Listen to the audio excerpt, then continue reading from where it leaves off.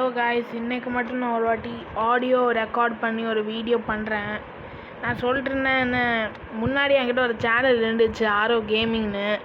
அந்த சேனலில் இந்த யூடியூப் அக்கௌண்ட்டை நான் முன்னாடி யூஸ் பண்ணுவேன். இப்போல்லாம் அந்த அக்கௌண்ட்டே போயிடுச்சு. இப்போ நான் இந்த அக்கௌண்ட் சொல்லிட்டு இருந்தேன். அந்த அக்கௌண்ட்டில் எனக்கு என்ன அந்த அக்கௌண்ட்லேயே எனக்கு 7 சப்ஸ்கிரைபர்ஸ் இருந்துச்சு.